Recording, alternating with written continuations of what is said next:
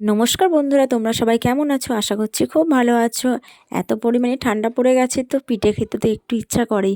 ওই কারণে পিঠের অনেক কিছু জোগাড় নিয়ে চলে এলাম।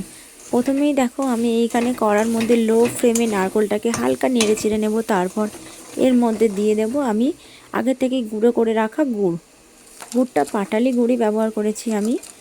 তো দেওয়ার পর নারকেল আর গুড়টাকে আস্তে আস্তে নাড়াচাড়া করতে হবে একদম লো ফ্লেমে। তারপর হালকা একটু পরেই দেখো আমার পুরো নারকেলের পুরটা রেডি হয়ে গেছে। তো কত সুন্দর একটি রং এসছে, দেখো কালারটা খুব সুন্দর এসছে আর পুরটা খুব সুন্দর হয়েছে।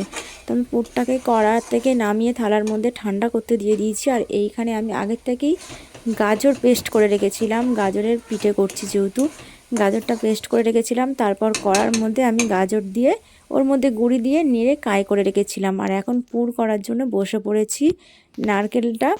নারকেলের পুর দিয়ে আমি গাজরের যে এটা করে রেখেছিলাম ডোটা, ওটা সাদা তেল দিয়ে একটু চাপা দিয়ে রেখেছিলাম। তারপর দেখো ওর মধ্যে ড্রোয়ের মধ্যে আমি পুর দিয়ে দিলাম, দিয়ে সুন্দর ডিজাইন করে নেব চামচ দিয়ে সুন্দর ডিজাইন করে উপরে একটি লবঙ্গ দিয়ে দেব। আর একে একে আমার এখানে অনেকগুলো কিন্তু তৈরি করে ফেলেছিলাম। আরও ওইদিকে পিঠের জোগাড় হচ্ছিল, কারণ এর সাথে করব রোল ভাপা করব আর করব দুধকুলি। তো এটা করার এইদিকে রেডি হচ্ছিল, আর ওইদিকে পাশে বসে মা আমাকে হেল্প করছিল দুধকুলি বানানোর জন্য। কুলি পিঠেগুলো সুন্দর করে উনি করে দিচ্ছিল।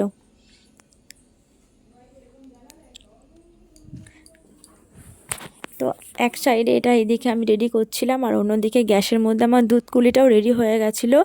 আর তারপর আমি এদিকে ভাপাটাও বসিয়ে দেব। দেখো একে একে রেডি হয়ে গেছে কিন্তু অনেকগুলো, খুব সুন্দর লাগছে, থালা ভরে গেছে। আর এইদিকে আমি যে রোল ভাপা করবো বলছিলাম তার জন্য আমি রেডি করে নিচ্ছি। রোল ভাপা পিঠেটা একদমই পুরো সহজ। গড়িটাকে সুন্দর করে মেখে নিয়ে রুটির মতো বেলে একটু মোটা সাইজের বেলতে হবে। তো বেলার পর পিচ করে সুন্দর চার কোণা কেটে নিতে হবে। কেটে নেওয়ার পর নারকেলের পুরটা দিয়ে আস্তে আস্তে রোলটাকে পাকাতে হবে। তো তারপর এইভাবে আমি ওইদিকে গ্যাসের মধ্যে কিন্তু জল বসিয়ে দিয়েছিলাম, আর ফুটো থালার মধ্যে আমি সাদা তেল মিশিয়ে ওর ওপরে আমি ভাপাগুলো একে একে দিয়ে দিচ্ছিলাম। তো দিয়ে দেওয়ার পর 15 মিনিট পর নামিয়ে নিয়ে ঠান্ডা করে সুন্দর করে কেটেছি। কত সুন্দর হয়েছে দেখো কাটাটা। আর এইখানে গাজরের ভাপাটাও হয়ে গেছিলো, দুধকুলিটাও হয়ে গেছিলো, আর সব রকম পিঠে আমার রেডি। দেখো কেমন লাগছে, এটা হচ্ছে ভাপা রোল ভাপা।